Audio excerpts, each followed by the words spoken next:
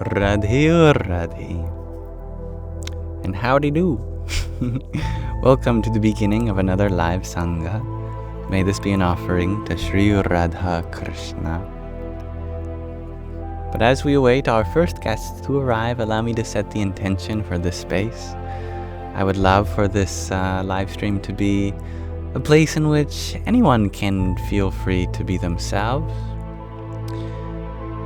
regardless of the various borders that we may draw around ourselves. I hope that we can come to reach a deeper unity at heart. May we come together as those who are open to experiencing life together, to relate in one another's experiences, share positive sentiments, and spread messages of joy and positivity. I think we all could use a little bit of that. Namaskar, Yuri. Hello, welcome. Hello, Melinda. Biri, you share, it's a glorious day. It is indeed. I concur.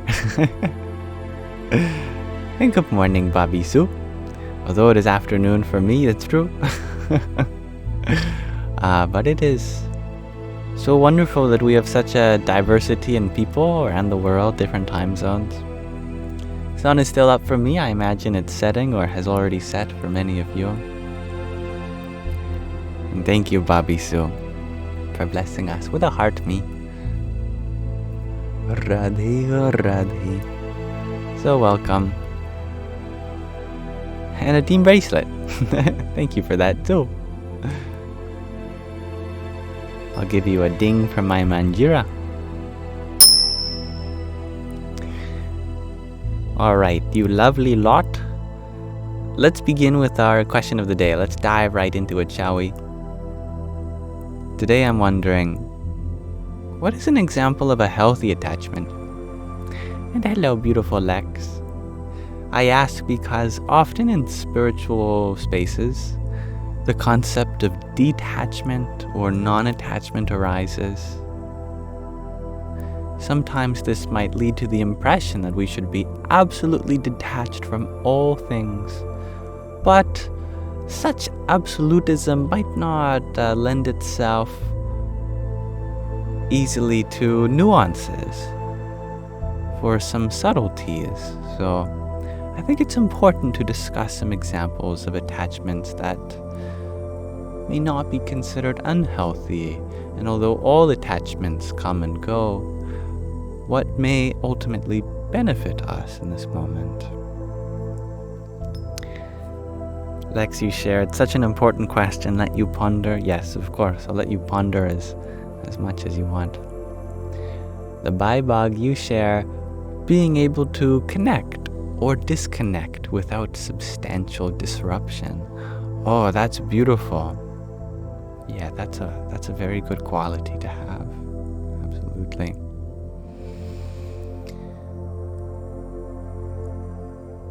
Needing nature shares mischief. Yeah, I like that. We have all gotten this body from Mother Nature. Prakriti, she is called. Viri, you share that you think an attachment to Bhagavan is healthy, to a personal form of the divine. Absolutely, as long as it's inclusive to other traditions. Or not exclusive, I should say. Now, Jack, you had asked, what is the limit to manifestation? Is it even real? Let's talk about that soon. I like that question.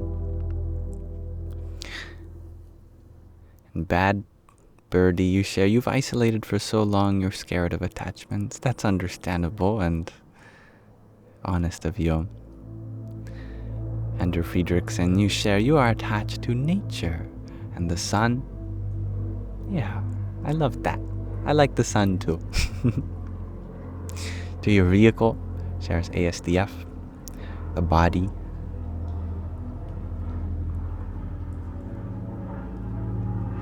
Lex, you share attachment to one's goals, to progress, may be a healthy form of attachment. Yeah, I know what you mean. without attachment to an outcome, a subtle nuance. We can be attached to what is possible in this moment without necessarily putting our sense of self in something we can't control, like an outcome.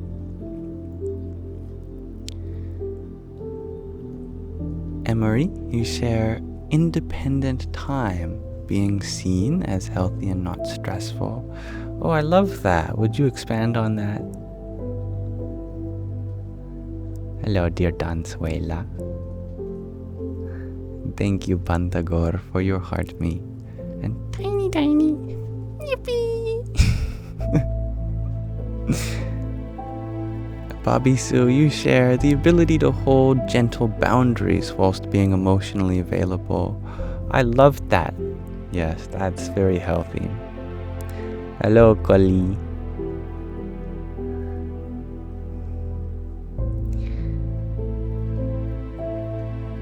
Thank you, dear MJ, for your subscription too. I'm very grateful to have you here forever and ever. Without attachment. Meaning that you're welcome to come and go as you please. But for as long as you are here, I'm grateful for this opportunity. Hello, Saturnus.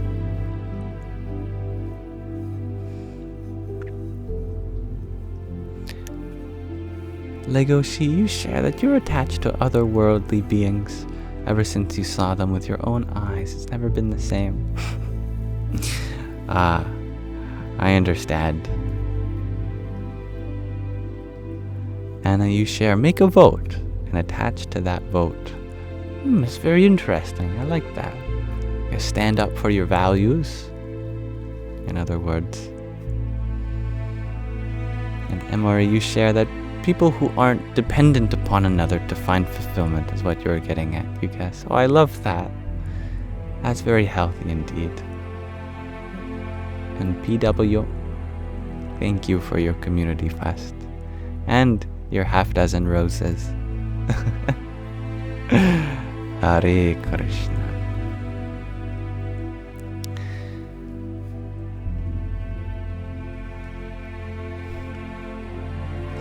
I'm so grateful to have you all here. I'm really grateful for all of these answers to the question of the day as well. I am happy to give you all more time to think about it if you want to, but I'll minimize the question for now.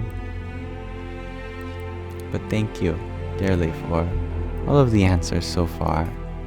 I believe it's an important topic. Thank you, John F., for your friendship necklace, your finger heart, and of course, a tiny Yahoo! It's very kind of you. Shakira, you share that a healthy attachment, you think, is like a safety harness when rock climbing. That's a great example. I love that. Yeah. Thank you, dear Cookie, for the flowers. That's kind of you. A beautiful token of appreciation. Hariom Tat Sat. Saturnus, you share falling in love with the journey, the process. Also lovely. Cookie, what are you apologizing for?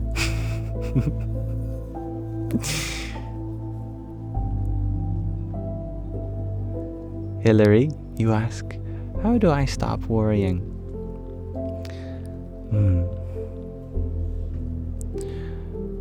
I think that fears are very natural. One of the strangest, and by strange I mean counterintuitive ways of alleviating worry is to actually validate the feeling itself. Of course, it's not comfortable to go through worry, but we're humans. We're allowed to.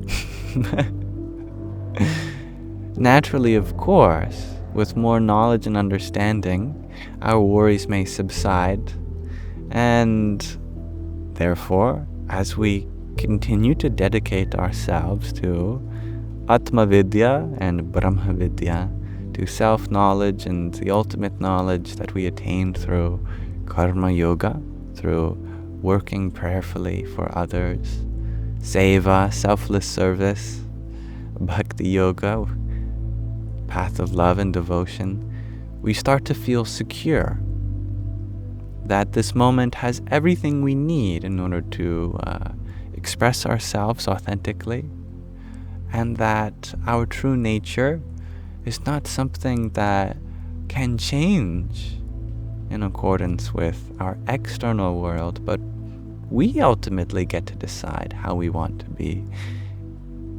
We don't get to choose the circumstance, but we get to choose what we want to do with it. And that power, that freedom, is something very relieving. But, of course, I stress to forgive yourself for the worry. It's okay to feel like this. Thank you, John Simon, for sharing your love. Much love to you too.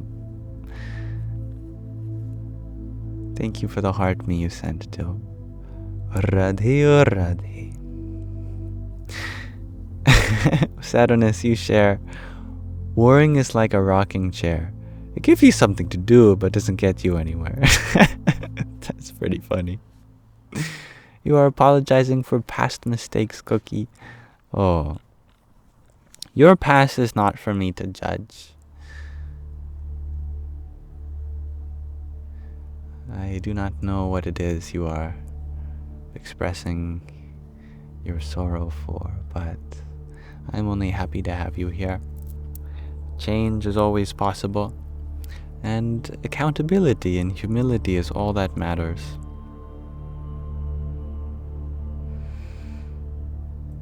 Oh, you're welcome, Bailey. Hello, Yapor. Lord Bradley, you ask if I'm the reincarnation of Alan Watts. Well, I'm honored that I remind you of him. He was a great orator and a wonderful student of Eastern philosophy. I certainly don't claim to know nearly as much as he did through his experience, but I loved listening to his lectures too.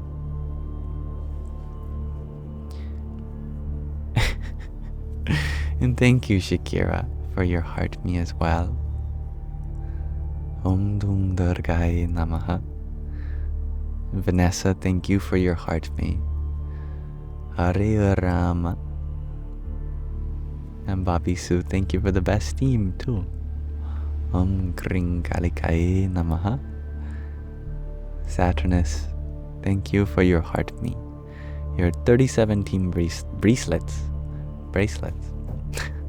And a pair of cheer-you-ups. Om Aim Saraswatyai Namaha.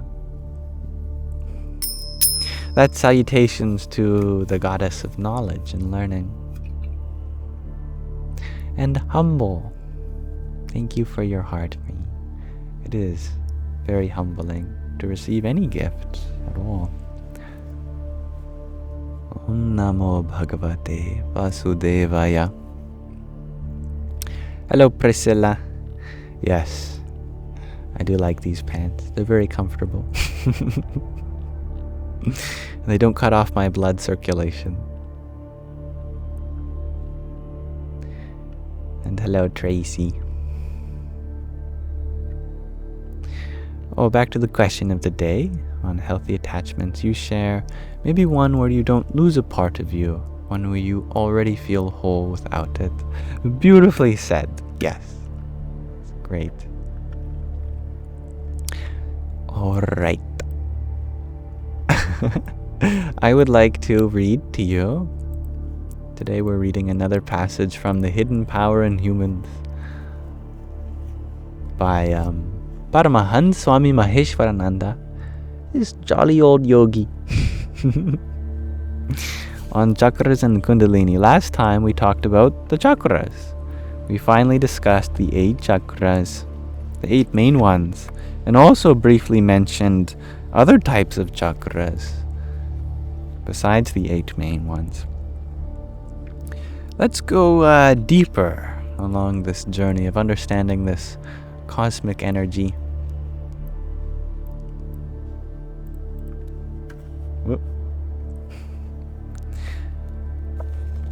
Today we're reading about Kamala, the lotus.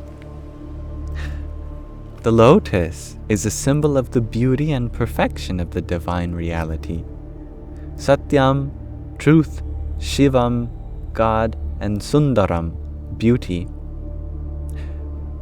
Numerous attributes of the divine are compared with the lotus. Lotus eyes, lotus of the heart, lotus feet. The lotus blossom is depicted in the illustrations of 7 out of the 8 main chakras. In yoga literature, the chakras are known also as lotuses. For example, the Muladhara chakra, the root center, is also known as Mula Kamala, the Mula lotus. The Manipura chakra as Nabhi Kamala and Visuddhi chakra as Khanta Kamala. The lotus is an important symbol of spiritual life.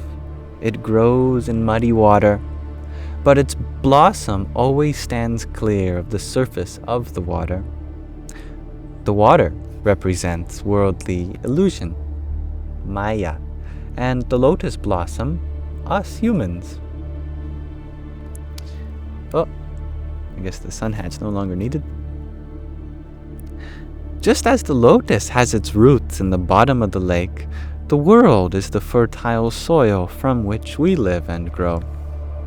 But our consciousness is destined to raise itself above the clouded sphere of delusion to the clarity and freedom of divine vision.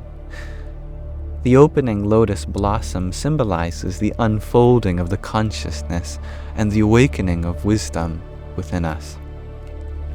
Hello, dear Magdalene. And hello, Mihrazar. As spiritual aspirants, we try lifelong to escape from the pollution of Maya, to remain above worldly desires, and to rid ourselves of earthly sorrows. Here, the lotus blossom can be a good example for us. Even the strongest storm is unable to immerse it. It always floats on the surface, and neither rain nor dust cling to its leaves. Because of these attributes, it symbolizes the saints and sages who remain inwardly untouched by the vicissitudes of life and have a firm belief in the divine, in peaceful serenity and perfect contentment. That was a nice short passage on Kamala, the lotus. And Om Mani Padme Hum, you shared, Magdalene, which is a mantra for the lotus. One of the words for the lotus is Padme. The jewel at the center of the lotus, that mantra means.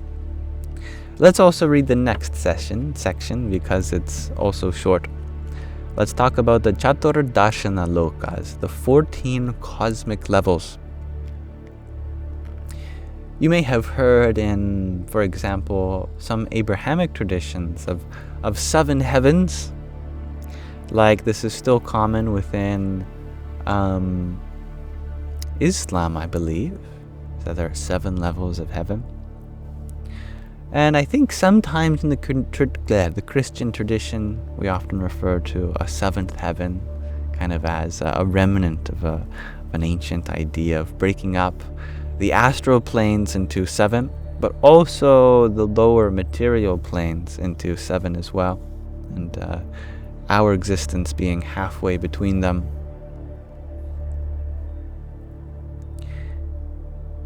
The Atma, the self, whose origin is Satyaloka, the level of the reality of God, wanders on its journey through space and time on different cosmic levels until it again reaches its original home. In Indian cosmology, there are 14 cosmic levels, named 7 higher and 7 lower lokas. The Earth is situated at the beginning of the higher worlds. 6 levels are located above it and 7 below. And there is a footnote to see the appendix where there is a table. Oh, such beautiful art is throughout this book. I can't wait to get to those pages. Let's see if there's a table for us to look at about the higher realms. Oh, it's very big. Yes. Wow. It also correlates with the attributes of the chakras, it seems. I'll just flash it on screen, and in the recording anyone can pause it if they like. Hopefully it is visible. I'll try to line it up well.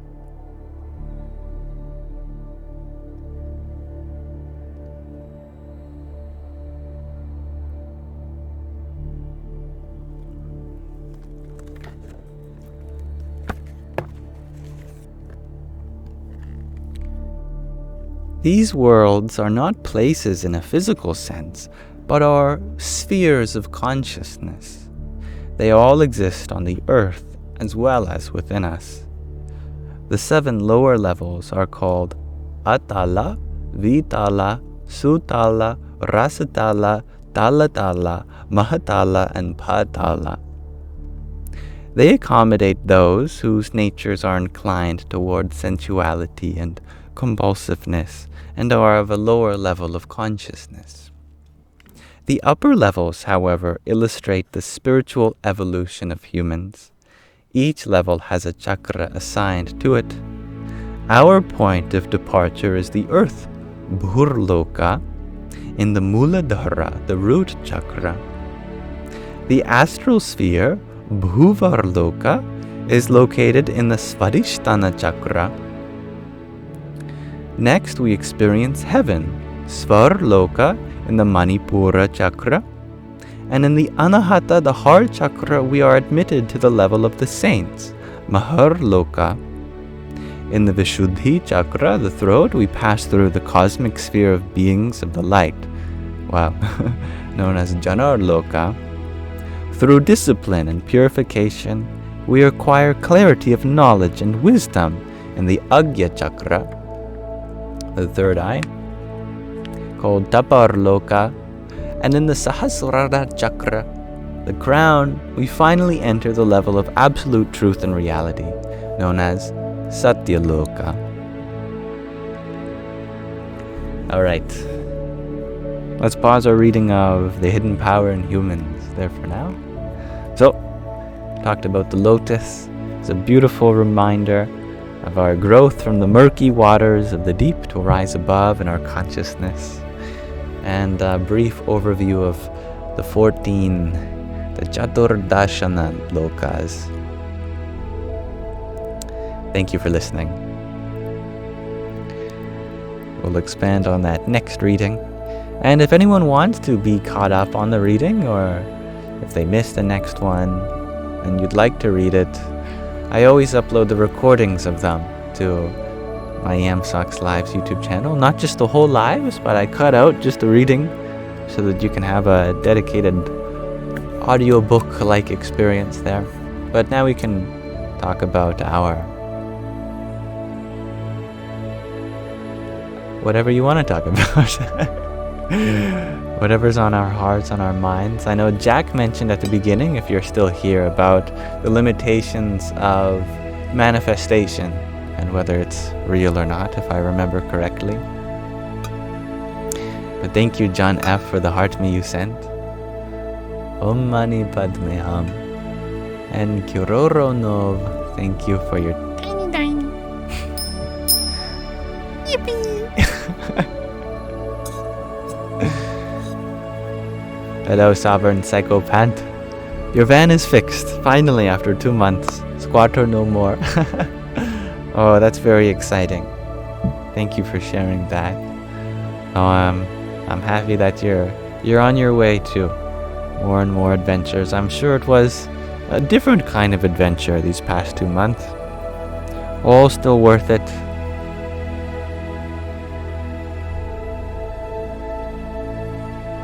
Happy you enjoyed the reading, Lex. And I agree, Lord Bradley.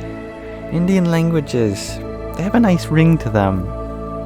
I find they encapsulate technical, spiritual ideas not just well in meaning, but well in how they sound, pleasing to the eardrums, in my opinion.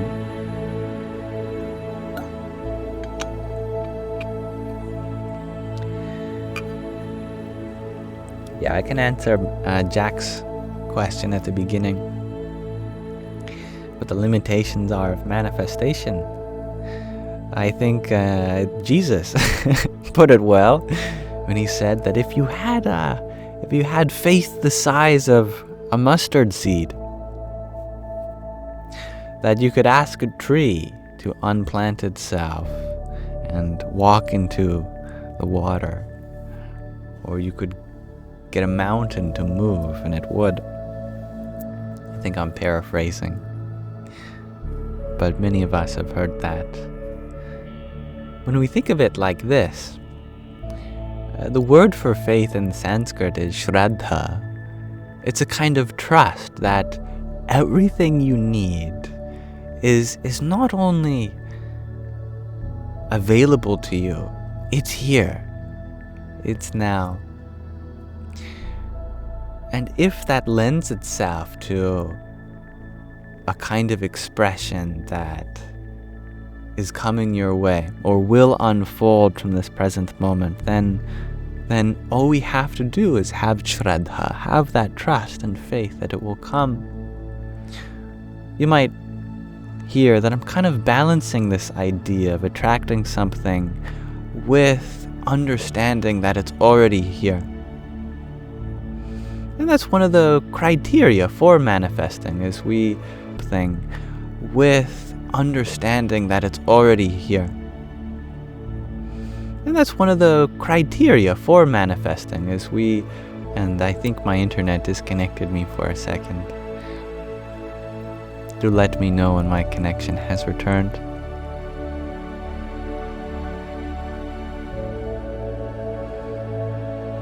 I'm back. Okay, thank you.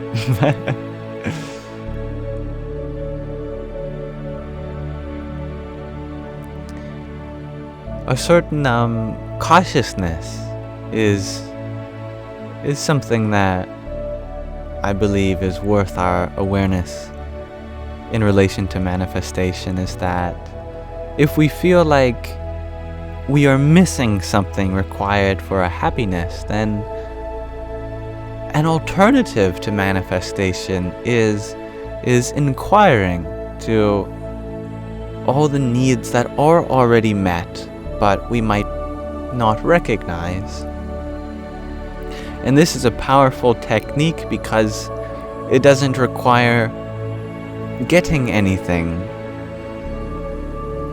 or extracting anything from the world. There's an unfolding, not of material needs, but of a spiritual transcendence, in which we find ourselves abundant with bliss in this moment, without needing to attract anything without it.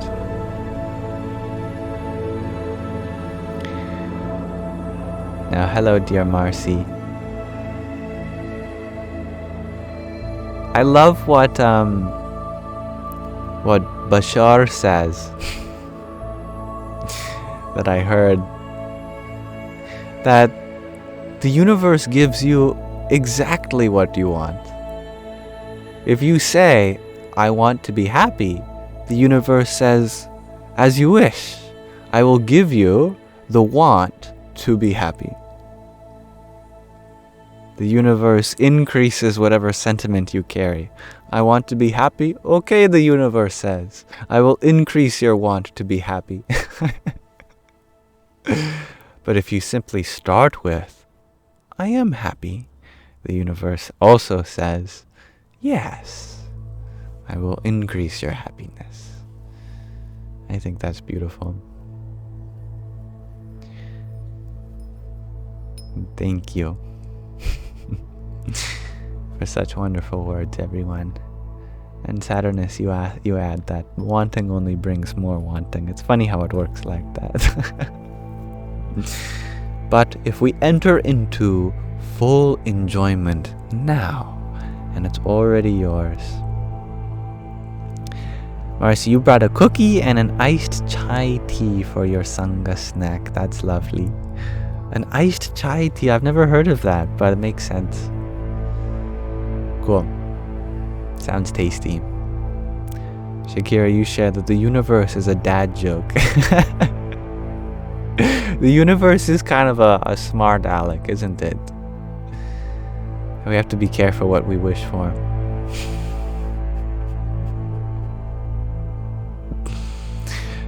I think the purpose of this is not merely because the universe has a sense of humor, though it definitely does in my opinion, but also because we have to really know what we want.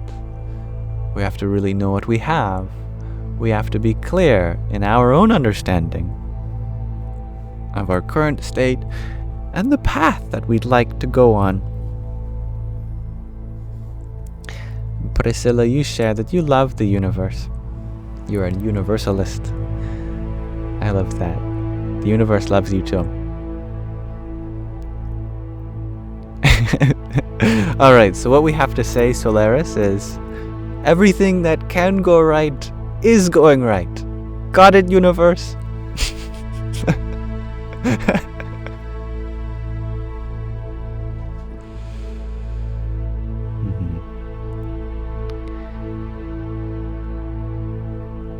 Meredith, you share that your Aunt Jean would love a shout out. Well, I'm happy to acknowledge her as an important part of this universe, for she wouldn't exist if she wasn't meant to be here. What it means to exist is to be exceptional. This is the definition of the existential qualifier in first order logic. You might have heard that in propositional logic there are statements and truth values. In something called first order logic, we introduce something new. We quantify. Sorry, did I say qualify earlier? These are quantifiers. For example, we might talk about everything that all birds can fly. That would be a first order logic statement with a universal qualifier. All birds can fly. That would be a first order logic statement with a universal qualifier. All birds can fly. Or existential quantifiers, which assert the existence of something. But the definition of an existential quantifier is that which negates a universal quantifier. So, for example, we know that it's not true that all birds can fly. That very fact implies the existence of something. And in this case, for example, a chicken or a penguin would fulfill that. So the definition of existence is to be an exception to some law, according to first order logic. So, Aunt Jean, your existence is exceptional, and we can prove it. That's the point I was trying to make. We got there. Took a little while.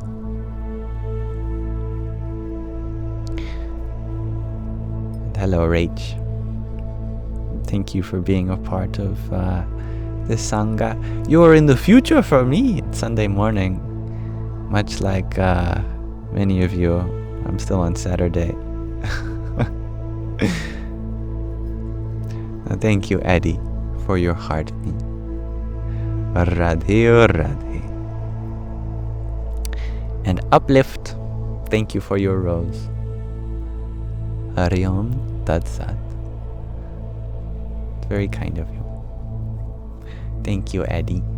Thank you, John F., for your fruit friends. Om Namah Shakti Shivaya. I'm Bobby Su. Thank you for the cheer you up.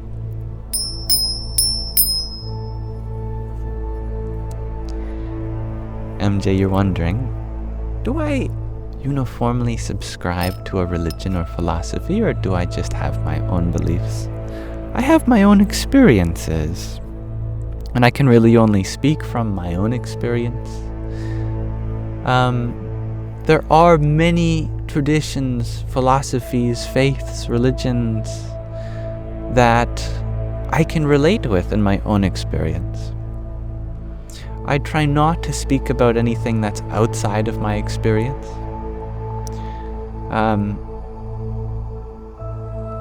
However, many spiritual traditions, I find I see myself in them.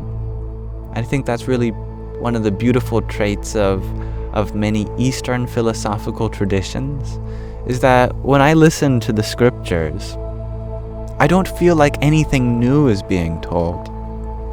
I don't feel like there's something outside of my experience that I feel like I'm forced to believe. It's like my deepest revelations are being shared. And not just me, but for all human beings, for all beings. And I think that kind of tradition deeply resonates with me. I hope that makes sense to your question, but just to clarify, I look for the universality first. I know there is a lot of distinctions and differences between different traditions and belief systems, but I am most drawn to what I see as universal, what's at the center of the Venn diagram.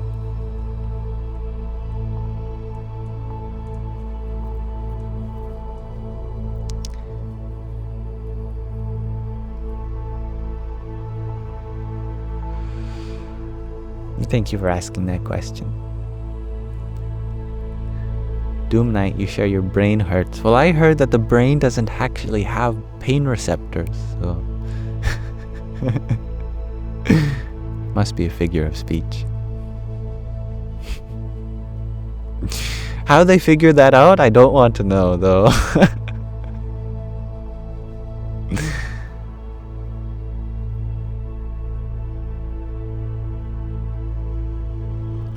The number 6, you had shared that you can't be your honest self or be happy or enjoy a precious moment unless you're under something. I assume you're referring to some kind of experience that we undergo, either through certain substances, perhaps. It is possible. All we have to do is look back at, for example, our childhood. Of course, many people have experienced trauma in their childhood, so this might not be a perfect analogy, but in the absence of trauma, it's fully possible to be present, to wake up with a spring in your step without having to ingest anything. Of course, healthy diets help, but we don't mean that kind of ingestion. When I was going through anxiety several months ago, my doctor prescribed me medication to help manage my mood, and that was really helpful as well. And when I was even younger, I would participate in certain substance uses. And they did help me become present, absolutely. But at the same time, I recognized, as I opened up to spirituality, that there is practical traditions available to us in which we can implement routines that bring us back to that childlike state, to heal trauma and to let go of these substances. And since then, for example, I've been able to let go of many substances. I haven't drinking alcohol in many years now, or touched cannabis or any other recreational drug. And I was even able, with the help and guidance of my doctor, to go off of my medication for my anxiety too. So I don't say this to lift myself up as if this is something in my capacity. Truly, I'm nobody special, and I believe if this is possible for me, it's possible for anyone too. It might take a different approach. It might take longer, or it might take shorter. But because we're all human beings, that beingness that we all share leads itself to undivided joy. It is a beautiful, beautiful conclusion in many spiritual scriptures that the nature of what it means to be as a human being is that you are a source of unlimited joy. That's a capacity not only within you, not only a part of you, but that you are. Satchit Anandam, that you are a source of truth, consciousness, and bliss. But we can talk about it. It's easier to talk about it than put it into practice, but I'm here for anyone who wants to participate in that journey with me. I'd love to embrace our shared source of truth, consciousness, and bliss. And thank you, the Baibag, for the flowers that you sent as well. That is very kind of you. There is a flower behind me, isn't there? Just a beautiful little flower above my head. Thank you. Om Gam Ganapataye Namaha. Dado, you ask, do I have a meditation practice? It's interesting. For me, meditation comes when I feel like I really need it. Like when I'm having a difficult emotion, I go and meditate. I recommend meditation in any time that you want to. I'm a little unique in that, although I like to have a spiritual space like this where we talk about such things, I often reserve meditation for specific moments. But I try to be as meditative in all moments as I can. And that's the essence of karma yoga, of abiding in the presence of everything that you're doing.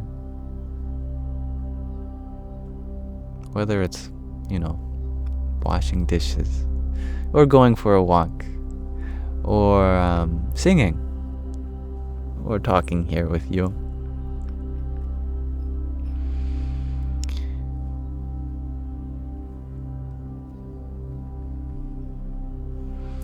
Flo, you are wondering, can I tell you all my life story? Sure, do you have 22 years? Where am I from and how did I gain knowledge in life? I am from Calgary, Alberta. I was born there, which is a city in a province in Canada. And when I was 8 years old, I moved or so to Vancouver Island, which is on the west coast of Canada. Such is where I am live streaming from today. Such is why the sun is still up for me, although it's behind a bush. How did I gain knowledge? Well, of course, through teachers, through watching movies, documentaries, through listening, through my parents, through my friends, through my experience. Through the whole life process of being open to learning something new.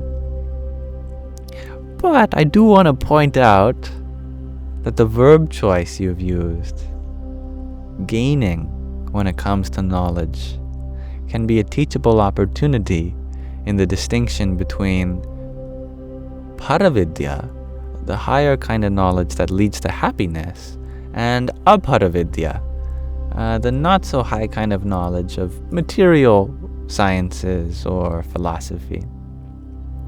You can read a lot of books about different philosophical traditions and ideas. You can attend courses and classes, but this would all be considered aparavidya because it means that you have to go out and gain it. But true knowledge is not something that can be gained, according to the definition of this term. True knowledge can only be revealed as a part of your own existence. In other words, it's that kind of knowingness that's innate. The process of spiritual revelation is not about reading a certain sentence and suddenly it makes sense, or about buying some course and finally you're fulfilled. Rather, it's about deconstructing what we thought we knew, and then what remains is as it is. That kind of knowledge, if you even want to call it knowledge, is the kind of revelation that gives rise to peace. Because it cannot be lost. It also cannot be taught in the traditional sense. It's something that we could only point to within another person's experience by connecting with our own, but we can't give them this because it's already theirs. How do you give them the truth of their own existence? That requires them to introspect within their own. In this way, inquiry and retrospection, is that a word? I think it is a word. Inquiry, retrospection, this kind of analysis from the inside out, deep contemplative absorption in the nature of your own existence is the ultimate source for true revelation.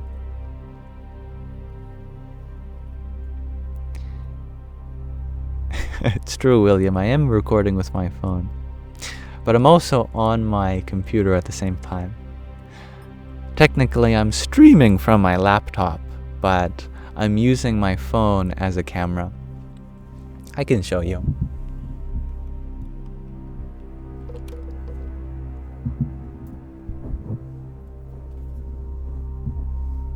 Here we're making an infinite recursive fractal.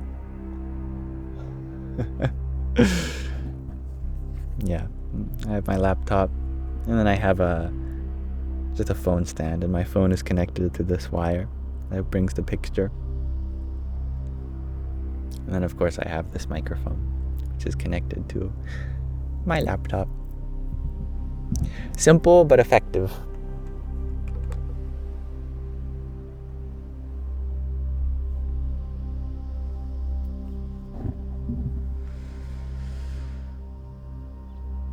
And thank you, dear Angela, for your community fest. Radhe Radhe. And neighbor lady, thank you for your subscription. I am grateful for you here, and I'm also very humbled to be on the spiritual path together as we embark on our journal in parallel. As we embark on our journey in parallel. Greetings, Alien T. That's okay, Joshua. You're never expected to be here. I want you to move freely about in life, and if you feel like it's time to graduate from this space, be my guest.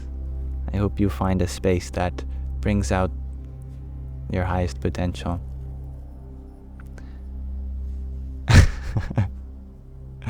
Welcome, Eureka. If that's how no, it's not Eureka, is it? Heruka.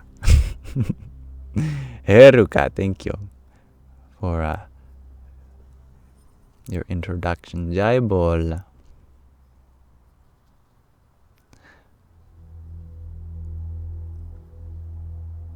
And I love that, Don Suela. If we kept going down the eternal fractal, where will we all end up? Surely where we started, I imagine.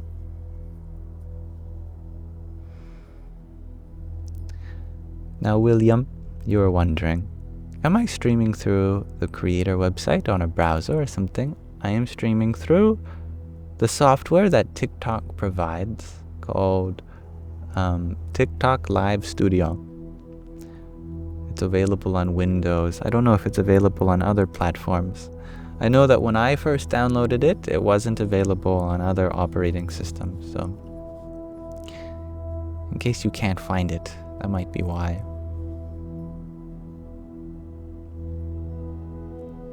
Now, user 710, you are wondering, do I have any words for learning how to be happy with what you already have and who you are? Oh, that's such a beautiful question. I think you've said it so well. That is kind of the ultimate question that I think we all can ask ourselves. Let's see here how I can relate to my own experience for you. The act of gratitude is simple, but it goes a long way. We feel like we are missing something often when our mind is ruminating on something in the past or in the future through our cognitive faculties of memory for a time that once was, or imagination for a time that could be. Often we feel hesitant to really be present because we don't feel safe here. For one, there could be residual traumas that we know have historically been the cause of great suffering due to our vulnerability. Working through them can be a beautiful way of becoming more present as we feel safer and safer to just be in our own space. So therapy can really help with that. In the meantime, the practice of gratitude can be one way in which we can come to the fullness of this moment. And it can be as simple as pointing out that the ground below us is firm. That it's not suddenly going to break open and we fall down into some pit below. That we can count our basic needs being met too. That if there is food in our fridge and walls around us, a roof over our head, a bed to sleep on. It sounds simple. And there is more to life than just our basic needs being met, but we can begin to feel secure like that.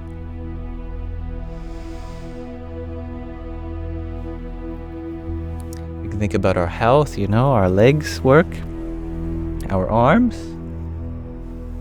if they do for you. If not, it's a beautiful reflection for everyone else about the preciousness of these things. We might be dexterous still with our hands. Our eyes can still see our beloved. We can still hear beautiful music. Our mouth can still convey love to others. Heart still beats, lungs still breathe. I truly believe that if we give our attention to these things more and more, we can begin to be satisfied with less. It doesn't require a lot to be happy, but it's very easy for our mind to go other ways. Gradually, not all at once, but gradually bringing our mind to something positive, we can make our mind to be something of a temple. We like to decorate our home. We like to decorate our profiles on social media.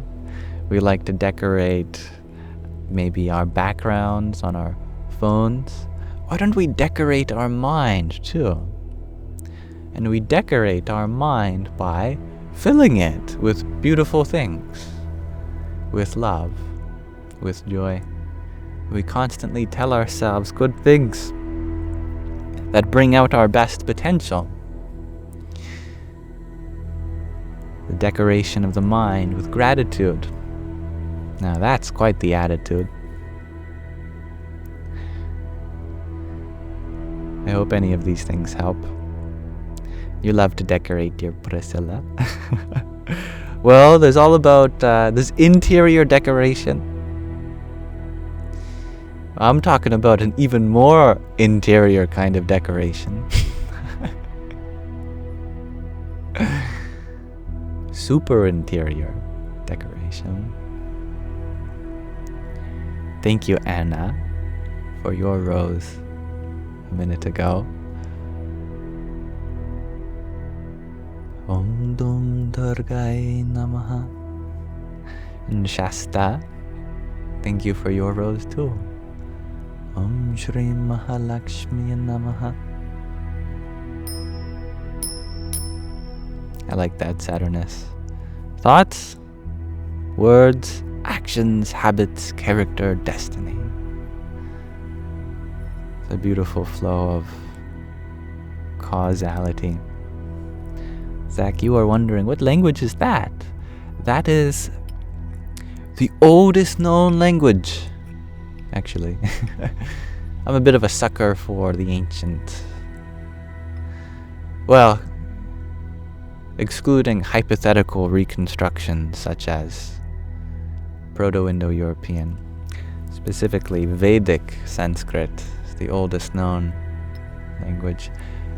It's used in many spiritual traditions, even to this day, as it has such a rich vocabulary when it comes to precise philosophical and scientific terms. For example, Om Shri Mahalakshmi Namaha. Om refers to the creation, the preservation, and the destruction of the whole universe, all at once. What a word that is. Ain't no other word like that. It also refers to the trinity of the waking state, the dream state, and the deep sleep state, which have parallels to creation, preservation, and destruction. Aim is also a so-called Bija, a seed syllable, which has deep meaning. Or Shreem, rather. I meant to say, I'm thinking about different Bija. That invokes the essence of the presiding personality of this mantra, this sacred sentence, which is Lakshmi. Lakshmi is a personality that represents prosperity, a form of the femininity in this tradition.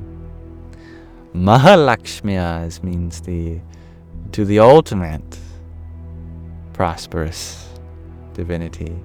And Namaha means I bow to that divinity within thee, within you.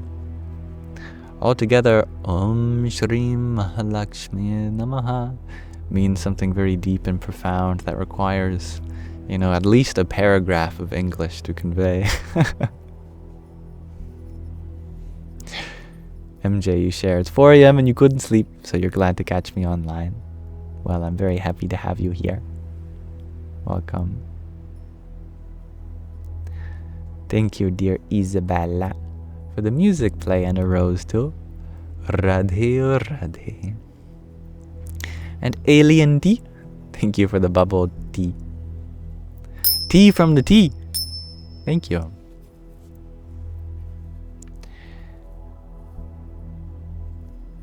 Flo, you wonder what language was used during the Tower of Babel when everyone spoke one language. Well, some people believe that it was a form of Sanskrit. That's at least the traditional view.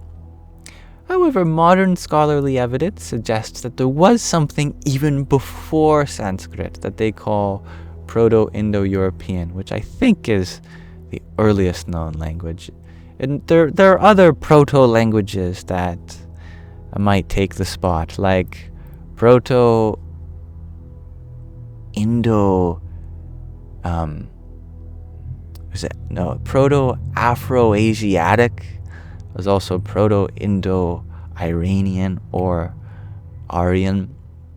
Anyway, they're all hypothetical languages, but the closest definitive language to something like that was Vedic Sanskrit, and it's a truly beautiful language, definitely. I think it's wonderful that there is a family of languages, that they seem to branch out and diversify over time. And as we scroll back into the past, we unify many languages as coming from similar sources. And thank you, dear David, for the love you too.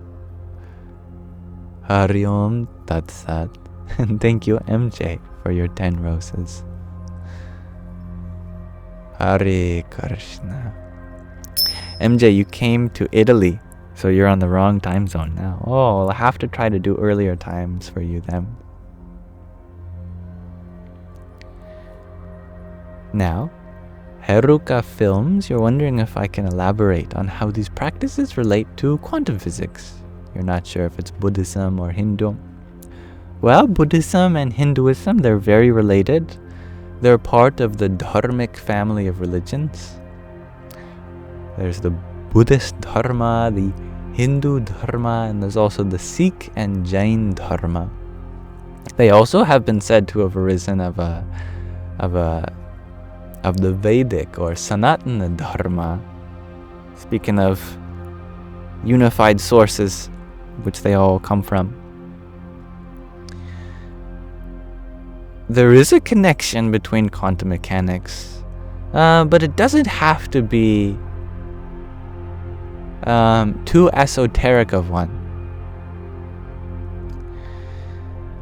For example, I used to have a video about this, the modern forefathers of quantum mechanics, such as Niels Bohr, and this is easily verifiable. Niels Bohr, Max Planck, Robert Oppenheimer, Erwin Schrödinger. I'm trying to think of some others. I know that they all spoke highly of these ancient traditions. And probably the most famous example is Oppenheimer. When seeing the Trinity test go off, he was reminded of a verse from the Bhagavad Gita, which is a Hindu text, where Vishnu is there with his multi-armed form saying, as he paraphrased, "I am become death, destroyer of worlds." They all spoke highly of these Vedic scriptures, such as the Upanishads and other aspects of Vedanta.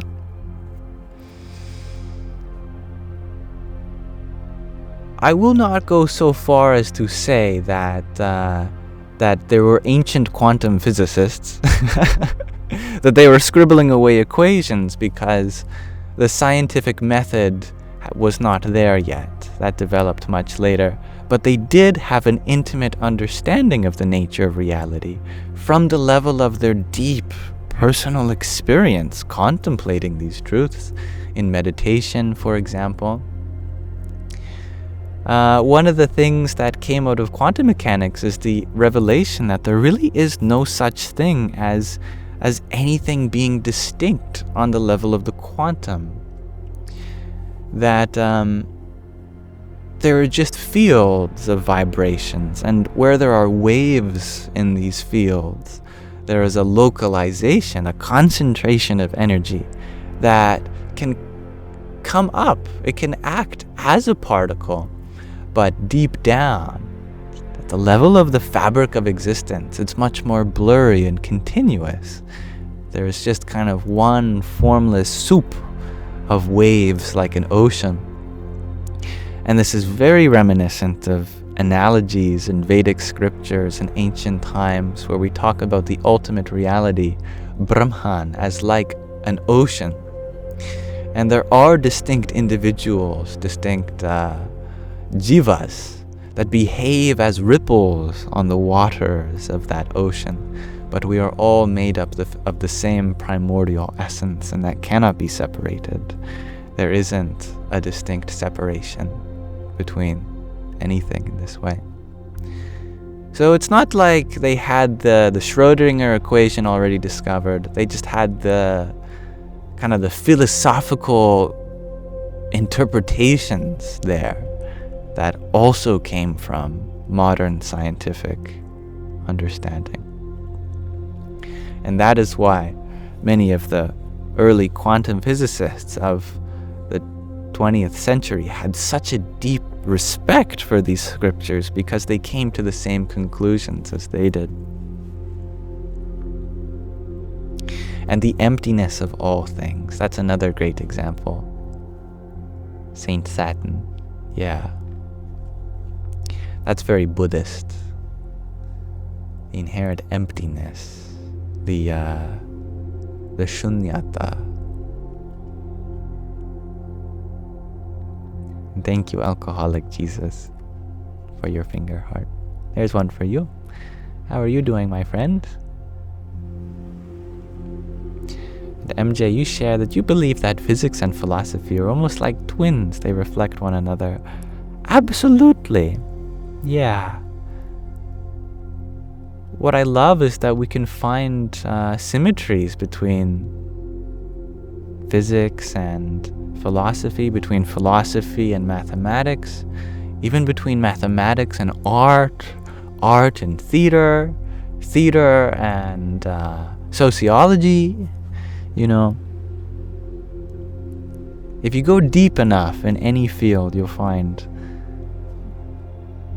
a very similar core, which is fascinating to me.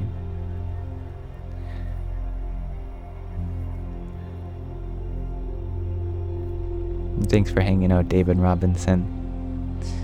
Be well, my friend. You have to go as well, Saturnus. Thanks for being around. Much love. Dansuela, you're wondering, what is the equivalent of Buddhist emptiness within Hinduism?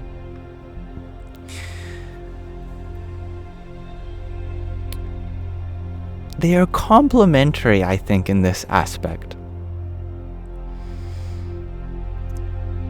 You could say that that Buddhism is kind of a philosophy of nothingness, and Hinduism is a philosophy of everythingness. That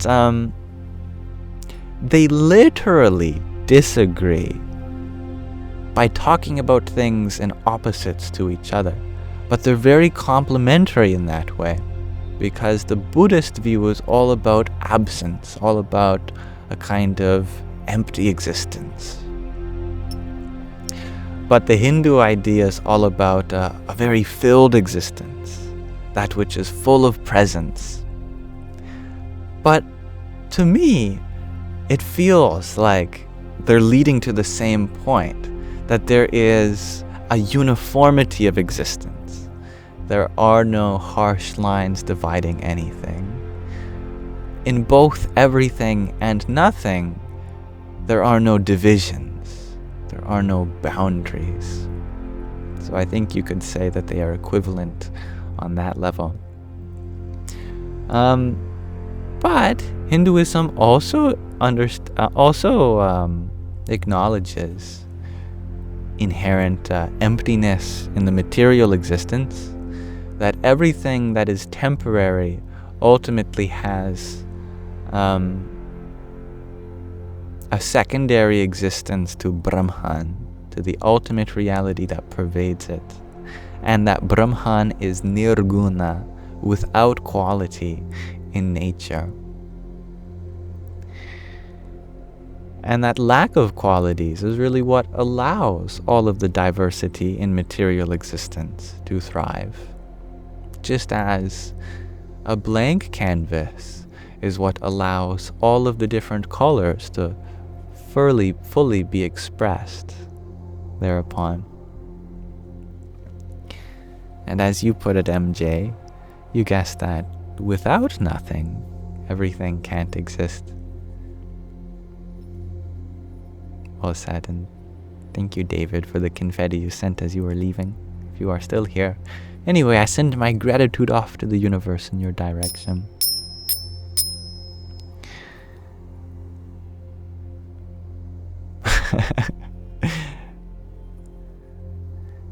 Euruka, you ask, you share it rather, when I say no division, the caste system in Hinduism was highly practiced. Maybe you are wrong, and that is true. We have to be careful that we distinguish between philosophical ideas and ritual orthodoxy. The caste system is something that has turned very oppressive within the last few thousand years. And indeed, in India, today we find marginalization based on the lower castes, such as the Dalits. And it only got worse after the British imperialization of India in the last few centuries. That's an important reminder. But almost every guru today, what's the word? They trying to find a precise word. They don't agree with the caste system, is what I'm saying. Is that it's not a fundamental tenet of Hinduism. That's something that has arisen contextually from the karma kanda of the Vedas, which is the ritualistic component of the scriptures. But in the very same scriptures is another part called the jnana kanda, the knowledge base or the wisdom portion. And in the very jnana kanda of the same scriptures that talk about the castes, they reject all notions of caste and say such things as, there is no difference between social status, between gender, between where you are born, what time, that your ultimate existence is the same for everyone, and thus all beings deserve love, etc.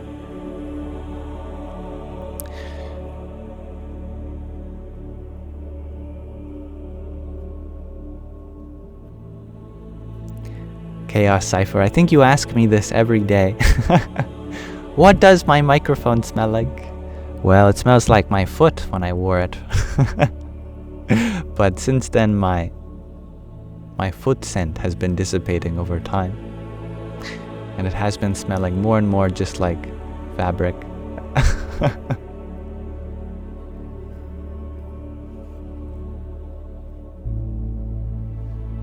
Reject was the word I was trying to look for.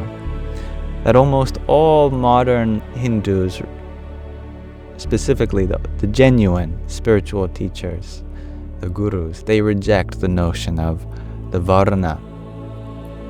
Even the ashrama system too, which divides the course of time. There are many such stories of great saints like Neem Karoli Baba, who would always allow Dalits to play in his lap, little children. And people would scorn him for it. You know, why do you let someone of a lower caste even touch you? And he said, the Atma does not differentiate. Atma means the true self. The true self has no caste. The goal of the Hindu Dharma and the Sanatana Dharma in general is to realize this, as we were talking about before. There are no divisions. Unfortunately,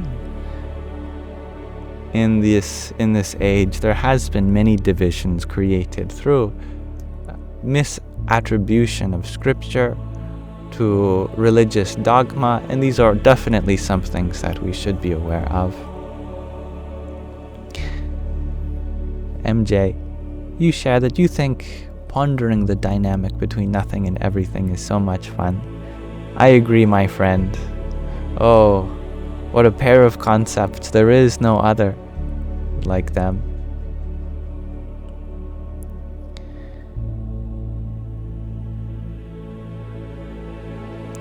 Jonathan, you ask, am I okay with being bored? And what do I do when I am bored? It's hard for you to do nothing. I must confess that, this is a great question, by the way. It's very applicable. I must confess that I don't often get bored. Even if I'm waiting for the bus, you know, I feel like there's always a little bug on the sidewalk for me to look at and think about what it's doing with its time. Wonder where it's headed, if it has a call I need to attend to. Or there might be a bush, and I'll be looking at the geometry of the leaves and wonder how it alternates between branching out this way versus 90 degrees. You know, some plants do that. Wherever you are, you could look at the architecture, you can look at the clouds, you can even close your eyes and think about something you want to do today and your intentions for that. It could be an emotion you have to process. I think there was always something meaningful to do. But in the times that none of them feel appealing, we can absolutely allow ourselves to feel the way we are. boredom is a great feeling. It's what allows us to really be with ourselves. It's my goal in life to enjoy my own presence. Not necessarily more so than another person's, but because at the end of the day it's all that I have. Literally. That when I do pass away, my presence is the only thing that I get to keep with me, because it is me. So being able to sit with your own presence is, in my opinion, perhaps one of the most important skills there are. And as User 308 says, creativity comes from boredom. Thank you, Dirty Scavenger, for your rose. Hari Om Tat Sat. Chaos Cipher, you share that you don't know much about Hinduism. Where can you learn more about it? Is there a book? As Josand recommends, the Bhagavad Gita is really great. I agree. Even before scripture, I would recommend learning about some stories of people, great saints like Ram Das's Guru, Neem Karoli Baba. I think what really appeals to people when they're getting into anything is learning a story from it, a story of someone who was involved. Like if you wanted to get into Buddhism, best thing to know first is the story of the Buddha, how he was once a prince, Prince Siddhartha, and he became a renunciant, a monk. Listening to modern masters too, like the Buddhist, Thich Nhat Hanh. And there's no shortage of wonderful stories of great beings in the history of Hinduism. So I listen to great storytellers. That would be a way of connecting firsthand, I think.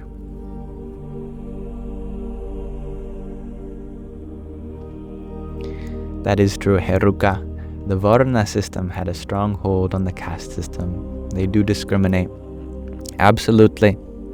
And I want to clarify that there is no room for the caste system in modern times. That it is not truly a part of what it means to be Hindu. Hindu just means that you are on the pathway to moksha, to liberation, and that necessarily implies that we are not becoming divisive with others, that we divide ourselves based on our creed, our culture, our caste, anything on the surface. That is an example of an oppressive system that has no place today, has no use on the spiritual path.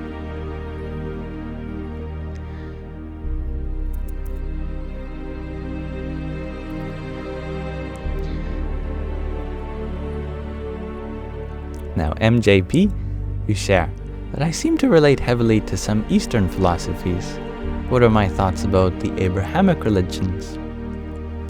Well, as I grew up in the West, I became very familiar with a lot of the suffering that's associated with, say, Christianity, with religious extremism in general. Of course, all religions have misinterpretations, have people who claim to be followers but yet do things in the name of their own faith that seems to contradict the core values. Perhaps Eastern philosophy became a bit of an escape for me to avoid the suffering in my culture because I didn't get to first-hand experience the suffering of, for example, the Varna system in India. I'm sure that, for example, someone who experienced suffering in an Eastern tradition might turn to a Western tradition too. Although I don't have a first-hand trauma relating to religion, I do see it in the people that I grew up with, and I really empathize with those who have had religious trauma. Nonetheless, I find that Eastern philosophy is very expressive, and I relate the most with when it comes to my own experience. As we were talking about earlier, I am drawn to that which can really express something that I've experienced. And I find that Eastern philosophy does that best. It's the most ancient, stemming back as old as we know. Literally, the oldest use of language was in the Vedas. And the Vedas are the first revelations of any of the religions in the world. They form the basis for what became Hinduism. Also, Buddhism is a branch of that. Sikhism, as well as Jainism, although more and more scriptures and traditions added to them over time. Eastern philosophy has always been a self-discovery driven approach. There's very little room for dogma, but of course, it does arise. Anywhere in the world where there is a human being, there is going to be ignorance as well. I love that, in the tradition of Buddhism, for example, it's never about being forced to believe in anything. It has nothing to do with an authority figure telling you that this is the way things are and this is the way that things not are. It's all about practical steps you can take to realize truth directly. For example, the Hindus say, yes, there is a God, and here are all the things you can do to see him. That there's a revelation that's available to you. Don't take my word for it. Actually, there's a precise way of communicating with higher beings, and this is the meditation for you to do. This is what to keep in your mind. Here are some things that you can practice if you want. But there is no expectation for you to believe in anything without first experiencing it. And that's what draws me most to it. Of course, those things are also there in Abrahamic traditions, but in modern times, I would not feel comfortable saying that that's the majority. So it makes it more difficult. It's absolutely possible, but I would say that there's a lot of religious trauma that we would have to process as a society, as a culture, to get it more acceptable, to really dive into the essence of discovering truth yourself within these traditions in the West. Hello, Garrett. Thank you for sharing your blessings. And thank you, Pheromone, for your heart for saying hello. Nice to meet you again. Hari Om Tat Sat. And thank you, Hanan, for your pair of roses. Jai Sita Rama. And Isabella, thank you for your rose. Hare Krishna.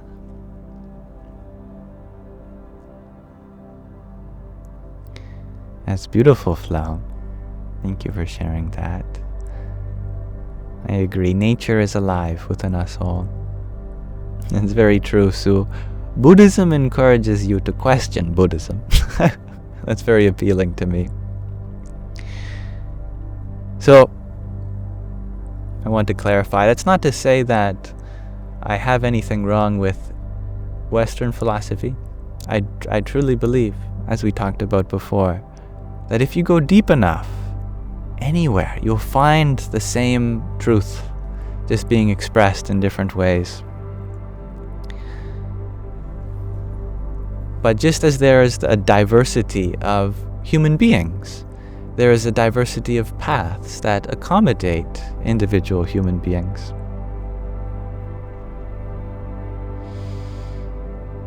Such is why I only have positive things to say about the path that anyone is on individually, because undoubtedly, if they continue on the path that they're on, they will reach the same truth. And Haruka, you would like for us to talk about gender division and how that has surfaced in Hinduism and how it contradicts with modern human rights. Absolutely. That's an important thing to talk about too. Just as the caste system discriminated between people of different social statuses, gender has also been a point of discrimination in Hinduism and in many religions around the world too. In modern times, there is a beautiful awakening to this discrimination, and we are becoming more and more aware of the differences that we have to accommodate in our biology and the unity at heart between things such as gender. There has been, since ancient times, great gurus of Hinduism that have taught that a female, a male, they can both give and take diksha. They can both initiate others into spiritual traditions and become initiated themselves. That there is no room for discriminating based on gender when it comes to the Atma, the true self, which has no gender. It is said in the ancient Hindu texts that the original consciousness, that source, was neither masculine nor feminine, but it divided itself into Prakriti and Purusha, into the material feminine nature and the masculine immaterial consciousness. So we all have Purusha and Prakriti within us because we are all part nature and consciousness. In fact, in Vaishnavism, one of the most practiced branches of Hinduism, it is said that everything in nature is feminine, that Mother Nature herself is the goddess of all, so we should revere her too. She has what has given rise to our bodies. As a gift back to her, we should treat all feminine forms with love and respect as we would our own mother. For whatever reason, some people forget this. And it is part of my duty as someone who talks about spiritual matters to point out the things that we can improve in our understanding, especially when it comes to discrimination. There is a unity between the genders. There is a unity between the classes, between nationalities, between traditions. And as I say at the beginning of all my sanghas, may we come together as fellow students of life to uplift each other, relate in one another's experiences, share positive sentiment, and let this be an welcoming environment open to everyone, regardless of background, identity, orientation, nationality, gender, etc. Now, hello Katarina, welcome. Thank you, Nikki, for sharing your love and kindness.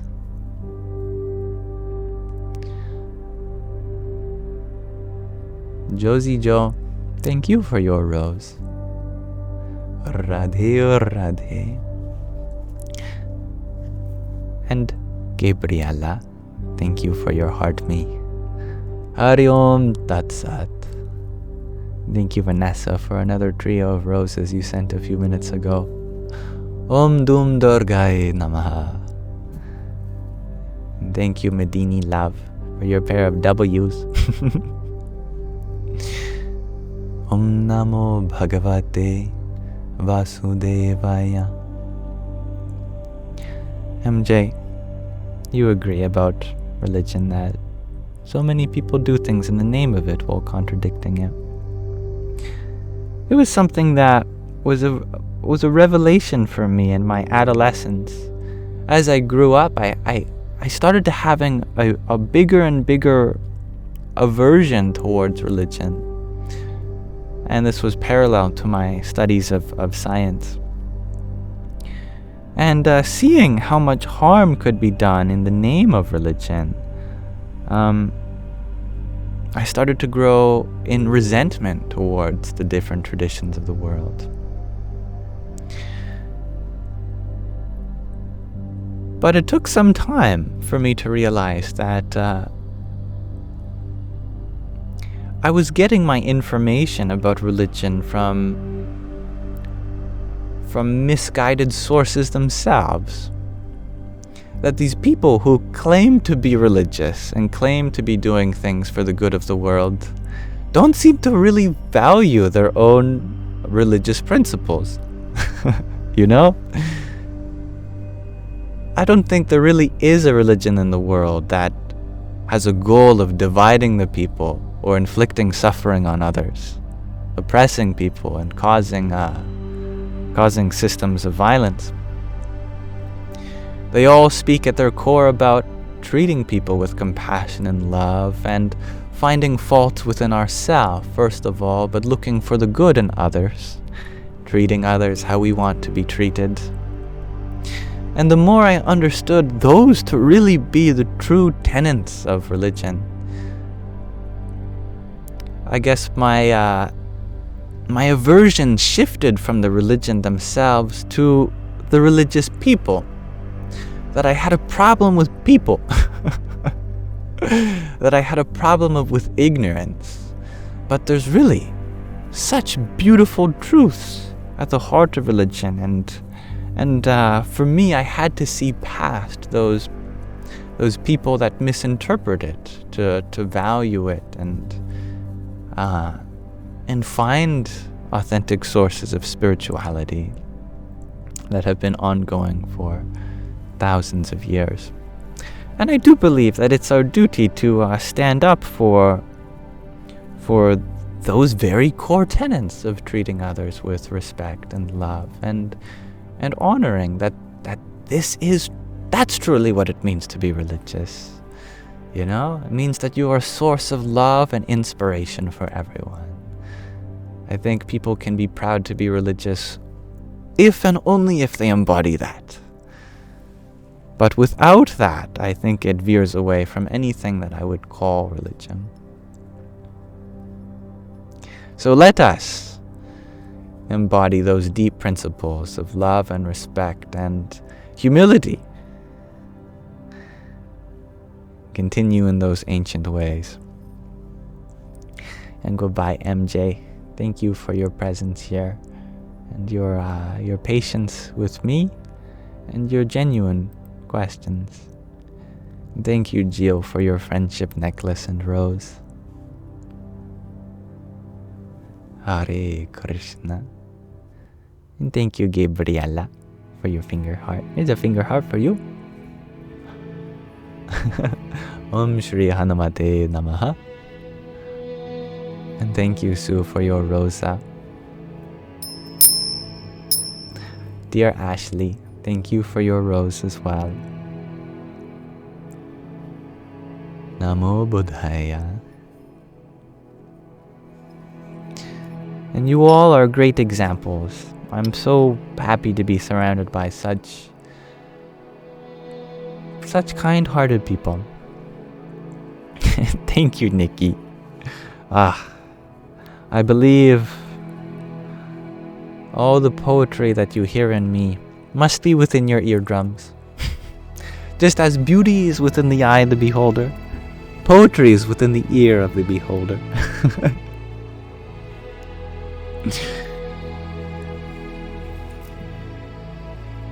Thank you for being here, Zion, Orion.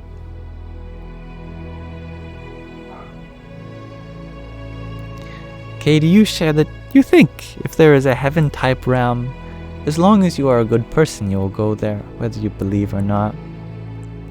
I like to believe that too. And there are many perspectives on heaven that can even make this practical, but perhaps require a little bit of creative thinking. We like to depict heaven as a place in the clouds that we go to after death. But this is more symbolic, I think, than physical. For example, there are many times just within this earthly life that I think a person can be said to be in heaven. For example, when we are behaving with love and kindness, with compassion and humility, we create a heaven around us. And of course, the opposite can be said to be true when we are engaging in harm and violence and greed and selfishness. We create a hell for ourselves around us. So whether you are in hell or in heaven, I think both are available within a human life. And as Nikki says, for you, heaven is just a simple smile. And I love that. And Athives, you'll have to tell me how to pronounce your name. But you share something so beautiful, that heaven is all around us. You just have to be there.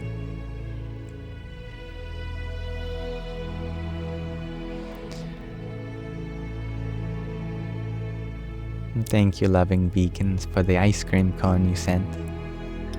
For you, I hope it is ice cream vegan. Did I say that backwards? I'm speaking like French, where I put the adjective after. I hope it is vegan ice cream.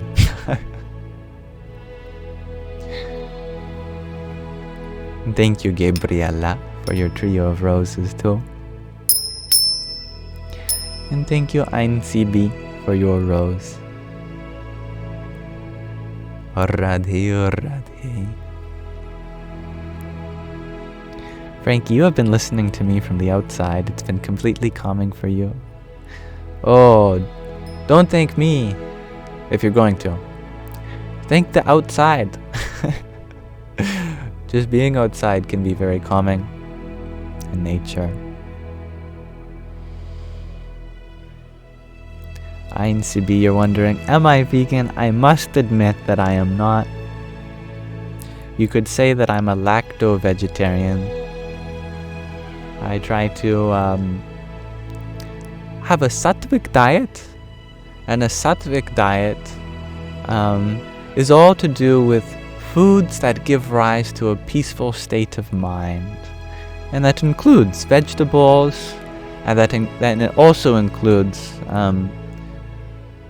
whole milk products like ghee, clarified butter, and of course whole milk. And cheeses such as I forget the name of it. It's the most common Indian cheese. Oh geez, I have forgotten. Anyway, it does exclude rajasic food like onion and garlic, or caffeinated beverages, and tamasic food like alcohol or eggs and meat. But I'm not one of those people that go around claiming that you should eat like this or you shouldn't eat like that. It's a personal choice. I respect that. Paneer, that's what it is. Thank you. And Chihiro, you love paneer. So does Katie. Me too.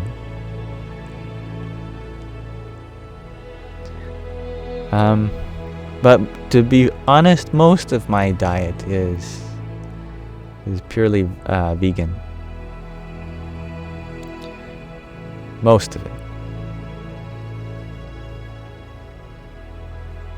I eat a lot of beans, like mung beans. I try to eat a lot of fruit and bread. For me, it's all to do with my mind.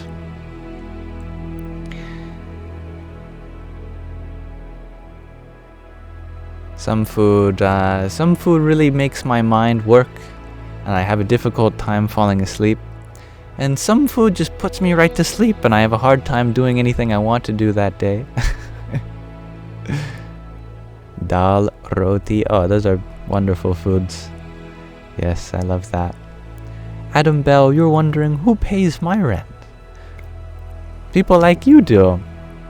Well, actually, I don't pay rent, to be clear with you. I live with my mother, and she does not charge me rent. But all of my expenses, like food and toiletries, medication, and mental health resources, they are paid for by the donations that I get during this live stream. And my expenses are small, and you are generous enough that I never feel free to advertise that or ever ask for it. Anything I get is more than enough, and I'm sure I'll make do either way. Thank you, angry avalanche of arachnids, for your trio of roses. Oh my goodness, it's been a while, but it's nice to see you again. She's a wonderful mother, and I'm very grateful for her. She doesn't have to let me stay with her, but by her compassion, she does. And that's something I try not to take for granted. And I could do better with helping her around the house, now that I think about it. She definitely deserves as much help as she can get. And thank you, Rahina, for your heart me and 11 tiny tinies. It's very kind of you. Yippee! Katarina, you're wondering about the lemon bread she ate. Did I get the recipe yet? Oh, I forgot about that. No, I can ask that for her. How can I be in contact with you, Katarina? If you could message me on a platform that I'm available. WhatsApp, Telegram, or email, or even Instagram. I'll get that recipe for you. I look forward to receiving your email. Tatvam Asi, thank you for your quintet of roses. Jai Nisargadatta Maharaj. And Frankie, thank you for your garland headpiece. It's very kind of you. Om Mani Padme Hum. Have a good time zone. Well, thank you, Nikki. I'll try for an earlier time zone since I know that it's late for many of you. But thank you for being here and sharing such positive sentiments. And hello, Demad. And good night, dear Sue. Now, you have a beautiful name. It looks like a pair of wings surrounding some symbol that doesn't show up on my screen. But you sent me a an of roses and a finger heart that I'd like to acknowledge. And you have an orange colored face in your profile picture with the lighting. I'm just trying to identify you so you know I'm acknowledging your gift. Thank you. And Roxy, thank you for your heart me, your pair of cheer you ups, your pair of best teams, and a pair of team bracelets. It's very humbling. Thank you. Radhe o Radhe. Thank you, MJ, for your 17 roses too. Om Namah Shakti Shivaya. And thank you, Michelle, for your friendship necklace. Om Brahm Bhairvaya Namo Namaha. Oh, thank you, Relic. For Terry Fox Day, is that what's this weekend? I know it's a long weekend. I had thought that Terry Fox Day was in September or October. Perhaps I'm thinking about the Terry Fox runs that we used to do in school.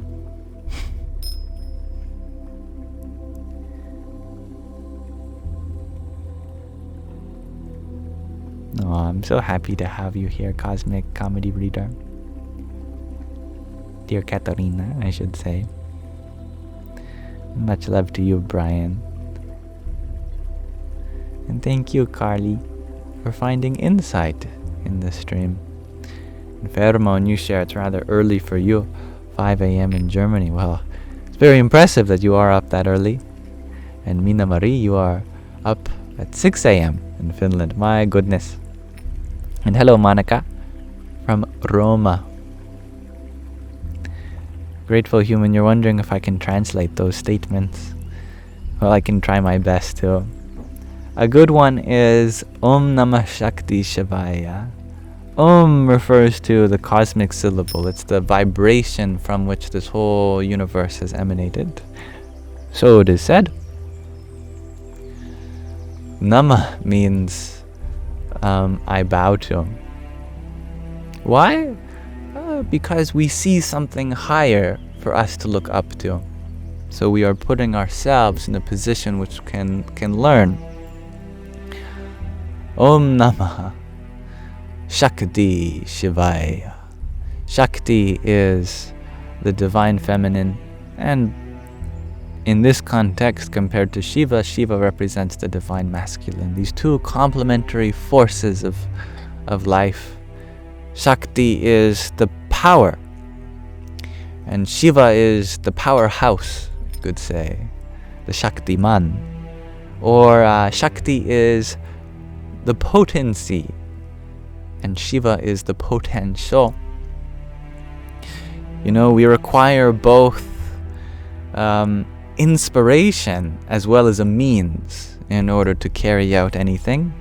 And when it comes to this entire existence, Shakti is the means. She is the nature which is doing all the work. But Shiva is the inspiration, the place from which the work begins and returns to. In this sentence, Om Namah Shakti Shivaya means we have so much to learn from these forces of existence. I bow down to that potency and potential of this universe. Om, from where it all comes and manifests as. Welcome back, MJ. That was very quick. Well, we are going to probably wrap up this live stream in the next 20 minutes or so. So there won't be much to miss, but much love to you, Katarina. And your gratitude is something that I hope never gets to my head. It's very humbling to be in the audience myself, as I feel like you are all on stage and I'm the one here able to witness your beauty.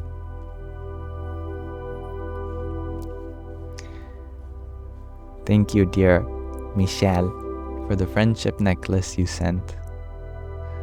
Radhe o Radhe. And Hija de la Luna. Yeah. Oh. I think we talked about how the J in this word was pronounced.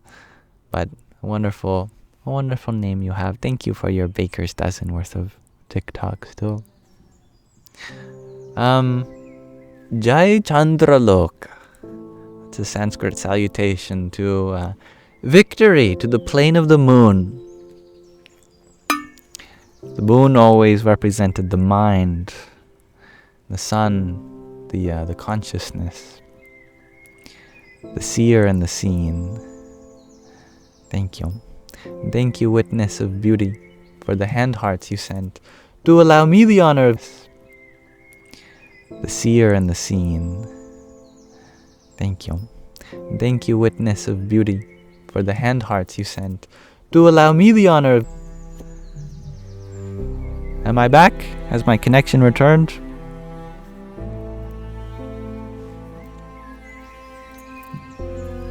Yeah, I love that, Tatvamasi. The mind pulls, consciousness shines. I am back. Okay. Well, in case you didn't hear it, thank you, witness of beauty, for your hand hearts. And thank you, Katie, for your heart me. MJ, you had asked how the Sanskrit project of mine is going. Well, very well. The website is pretty fully fledged by now, but there's a couple additions I want to make. And my props that I'm making for the video I want to make on Sanskrit are almost done as well. I don't know how long it will take for me to make this video, but I'm committed to it. Thank you, dear Stellison, for the 7 roses you sent to him. Jai Sitaram. Stellison, you found an in real life Sangha. Oh, I'm so happy to hear that. You'll have to tell me lots about it. You got a screenshot with my hand heart.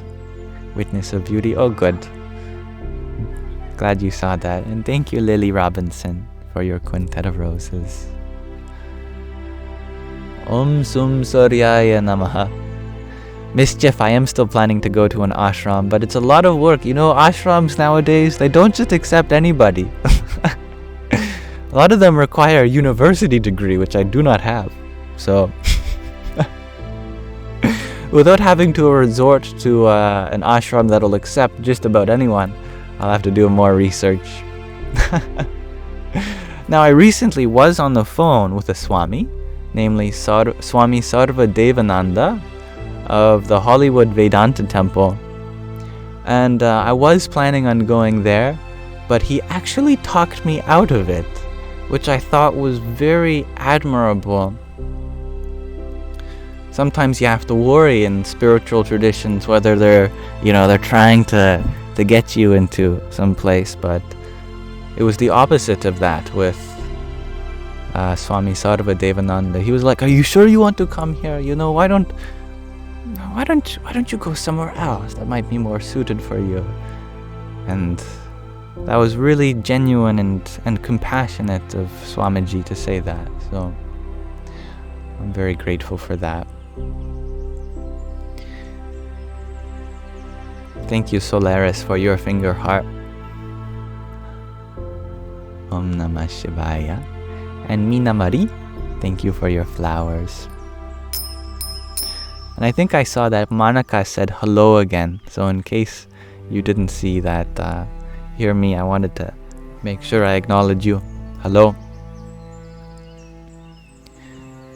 So as we wrap up today's Sangha, and hello Vavi, I'd like to ask you all the question of the day again, which is, what is an example of a healthy attachment?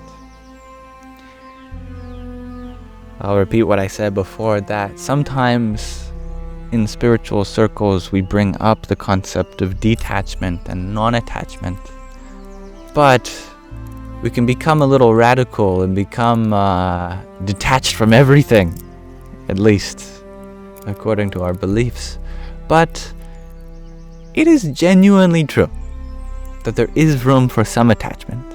We don't have to be so conservative in this way. There are healthy attachments along the way. So let's explore some of those.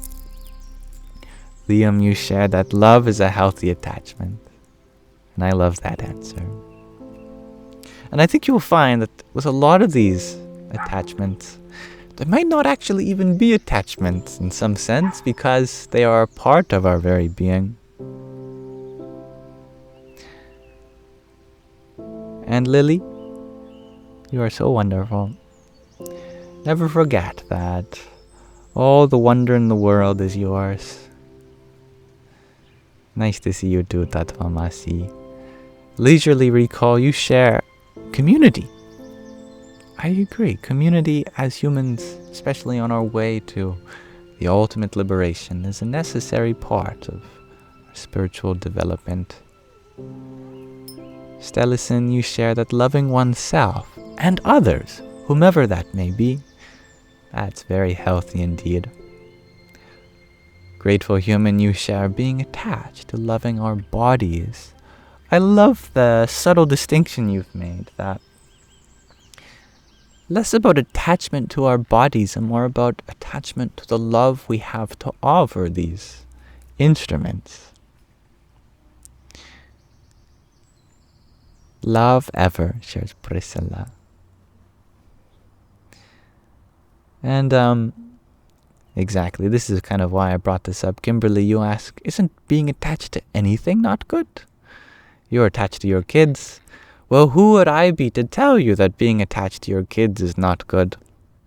So out of respect for the divine role you have to fulfill for these wonderful beings you've brought into life, I would tell you that that is an example of a healthy attachment. Any material attachment is unhealthy, just to kind of get to the point. But spiritual attachments, that which goes out in search of joy, in search of love, in search of expanding our sense of self for the well-being of everyone, I think that is healthy. Sandra, you share ultimate liberation. You're a freedom fighter. I'm happy to hear that. Marcy, you share one that can be severed with minimal pain, save loss, and an unscathed, untainted, unbiased memory. That which we can go from with grace when it's time for us to depart. I like that. Dansuela, you share that everyone has their own path, and supporting those you love on theirs and celebrating in that. That's very healthy. I agree. Michelle, you're still learning. I am too.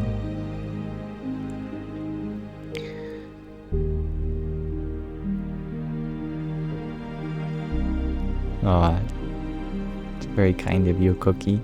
I saw you interacting with Meredith. Are you... Oh, you are related. It's your dear niece. Well, I'm happy to have you both here. Nish, you share your attachment to sound and music. That's beautiful. And how could anyone take that from you? Medini, thank you for your bubble tea as well. Much love. Radhe or Radhe. Attachment to Yam Sangha, says Ragnhilder. Well, I cannot claim that this will be a fruitful experience for anyone, but I'm very honored that you feel it is for you. Thank you. Any way in which I can make this more healthy for everyone, please let me know. Is that Mama Yam in the background? Asks Marcy. No, I think that's my neighbor.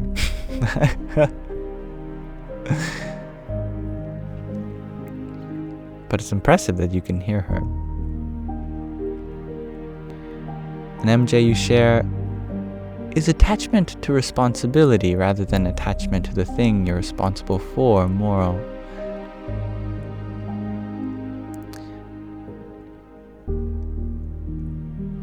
Just trying to understand. It's a good question, but it sounds a bit like a riddle. Let me put it like this. We should not be attached to the outcomes of our responsibilities, because the greatest gift is not what comes as a result of our abilities. It's our abilities themselves and the expression thereof. And you can be attached to those as long as you want, because they're a part of your very being. And we deserve to be expressed through them. That's our divine right. I don't know if that answers your question. But that's the essence of karma yoga, that we have a right to our duties, but not necessarily to the rewards through the outcomes. And I love that, Sonder. A healthy attachment is being attached to letting go. Oh, I'm sorry for perhaps not being able to understand your question immediately. Your question was well worded, MJ. Matt and Ash, you share marriage and parenting are attachments, but you can be married like a yogi and parent like a yogi. Very true. I like that.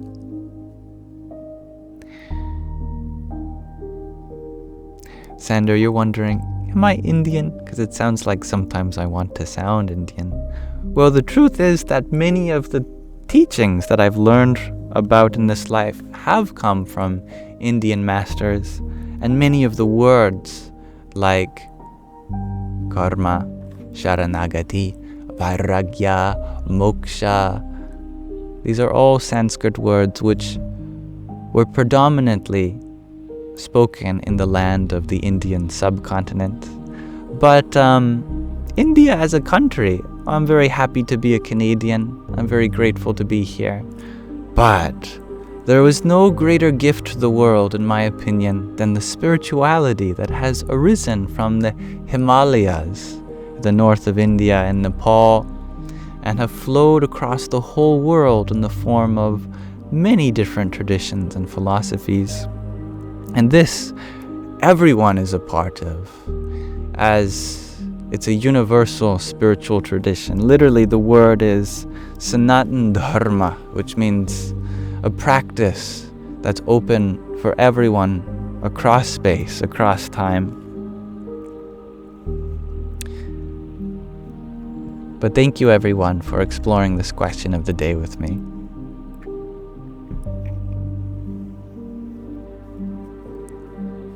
So important, I think, it is for us to have some attachments in life. Attachment to our responsibilities, to our abilities to love, to everything that we can do for the sake and welfare of all beings.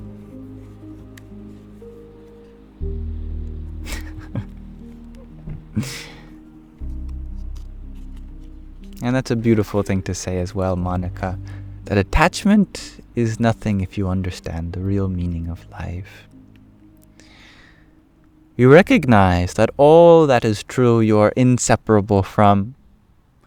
No need to create any kind of link that binds you to that which you already are. So to conclude our Sangha today, I'd like to read from another section of The Hidden Power in Humans by Paramahansa Swami Maheshwarananda, the guru of dear Ushabai, one of our Sanghis, who sent this book to me for all of us to read.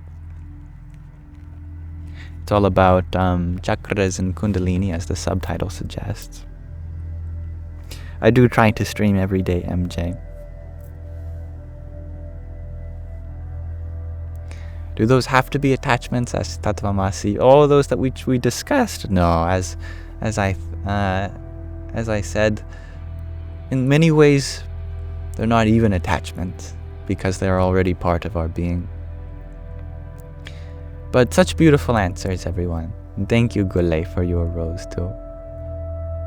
Hare Krishna.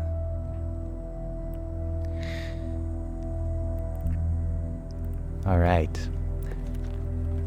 So we left off talking about the metaphor of the lotus on the spiritual path, as well as the Chaturdashana Lokas, the 14 cosmic levels. Now we're going to talk about one of the most important concepts in Eastern spirituality.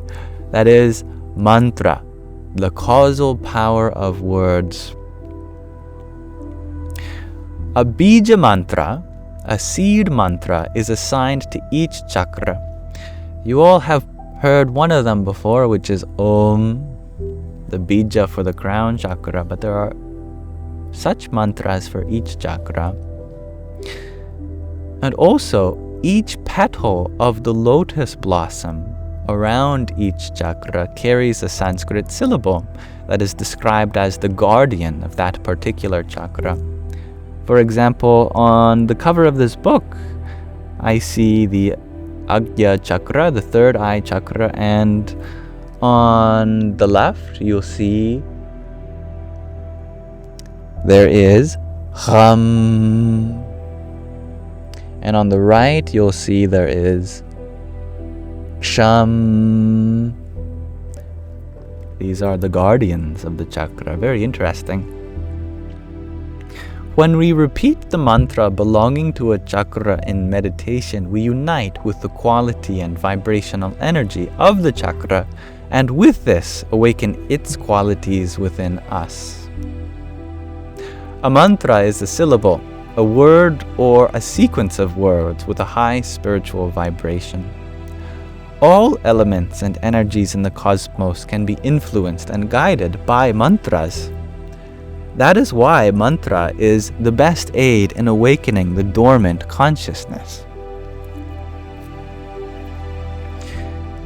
There are 3 types of mantras: prayer, a guru mantra, and a bija mantra, like we just discussed. Prayer is a way of communing with the divine. The guru mantra represents the essence of prayer and anchors us in God, the Atma, the Self, and the Supreme Self, Paramatma. It is the first initiation given by the master, by a guru, to the disciple on the spiritual path. How we should treat the words and blessings of the spiritual master is illustrated in a short story.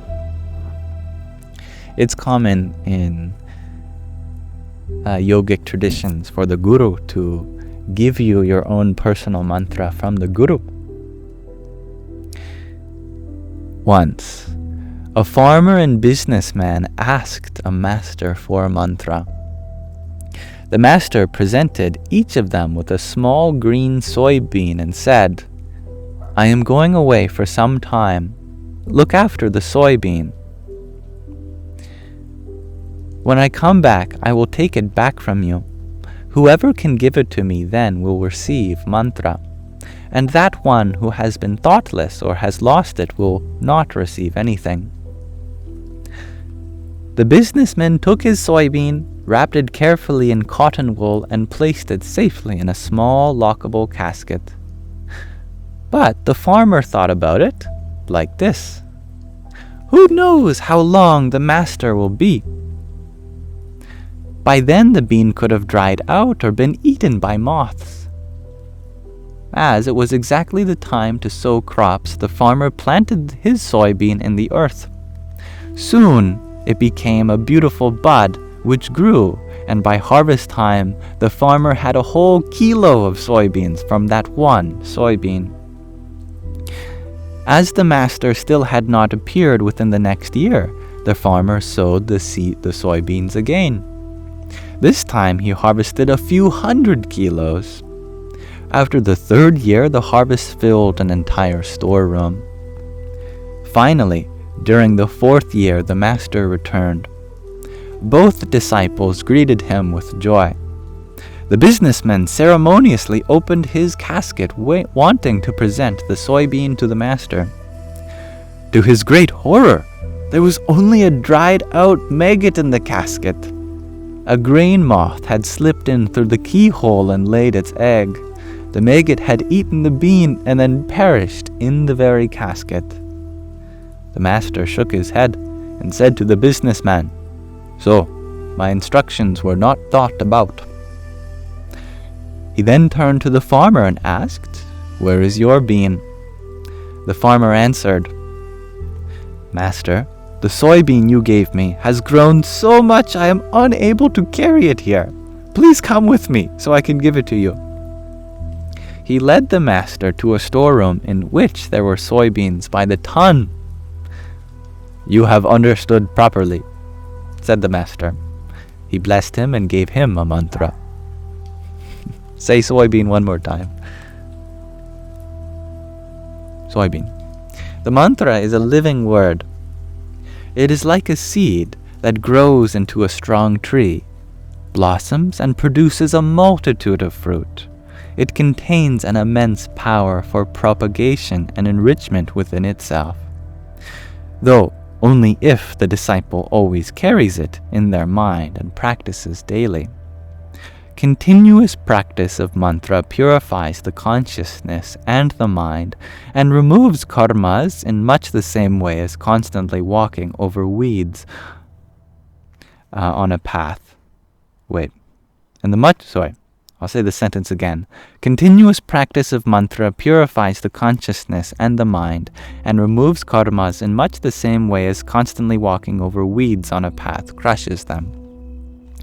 Only those who continue to work with this gift from the Master are able to harvest its fruit. If it is merely put away and stored, it withers like flowers without water. The even finer vibration of the Bija mantra, Bija literally means seed, the essence, forms the essence of the Guru mantra. Most of the time, a Guru mantra will include a Bija syllable, like Om, or perhaps another one like Shrim, Aim, Kring. But I probably shouldn't be going about talking about Bijas willy-nilly. The Bija mantra is the vibration and the call of the soul. Its effect develops more readily in deep meditation. As it works at the astral level, it guides and influences the course of our destiny. This is not as unusual as it may appear at first sight. The mantra is a vibration, sound. Tests have shown that certain sounds stimulate the growth of plants and are even able to remedy certain disease. This indicates that the vibrational energy influences the very tattvas, the subtle elements themselves, that we discussed at the beginning of this book. Spiritual mantras are generally written in Sanskrit and play an important role in the awakening of the chakras. The reason for this goes back to the beginning of creation. Lord Shiva himself transmitted the Sanskrit language to humans, and its sounds themselves are also known as devas, where we get the word deity in English today. The word deva has three meanings: God, protector or guardian angel, and cosmic energy in the form of vibration, cosmic vibration.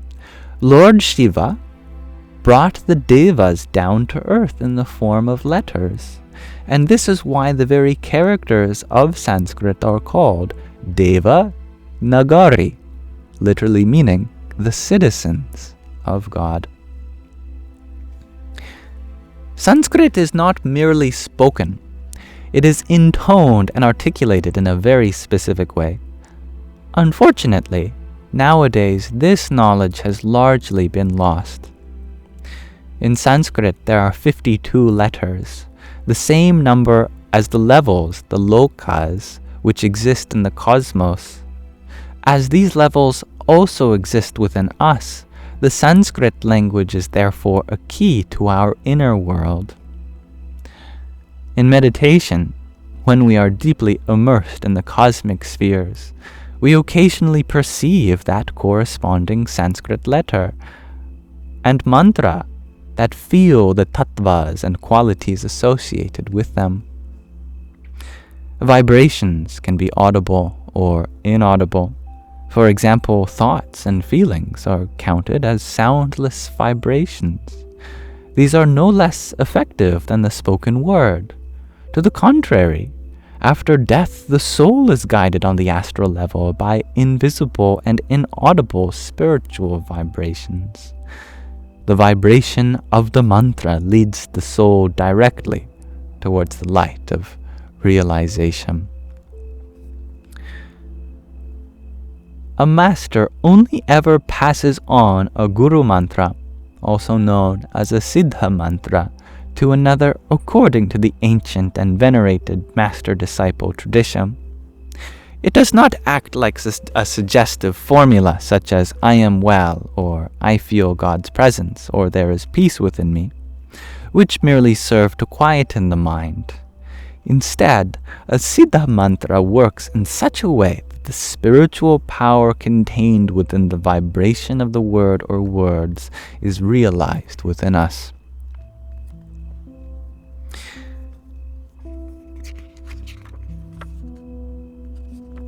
Here is a bhajan by Sri Swami Shivananda from the book Leela Amrit, as it has been translated to English. And as I have not heard this bhajan before, I don't know the melody, rhythm.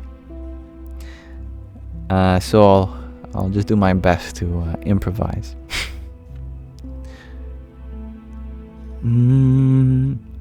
How can we manage without words? We give and take through words. Speak, understand, and discern through words, indifferent to where we ourselves go. We cannot escape from words. Words bring us together. Words give us knowledge. Through words, mantra, we are liberated. Through words we recognize the supreme and the illusion. Swami Shivananda says, Bhagwan Trideep Mahaprabhu Ji has transmitted the divine word to me. His word accompanied me all across the ocean. There, that's as best as I can do in this moment. The mantra is internalized in 5 stages. First is likita, through writing. And as I was talking to Don Suela just before this live stream, it is a genuine way of repeating a mantra through writing. And of course, there's vaikari, through speaking. Then upamshu, through whispering. Then manasa, through thinking. And then finally, there's a very spiritual state, a very revered state of mantra japa called ajapa, which literally means repetitionless, through uninterrupted inner repetition. You've almost become a part of the mantra itself. You absorb yourself into its very essence. A spiritual mantra always contains the word Om and the name of a divine incarnation. This name is of full significance. It possesses an even greater spiritual power than the person. There is a story in the Ramayana, one of the 2 of the great epics of Hinduism, that illustrates this clearly.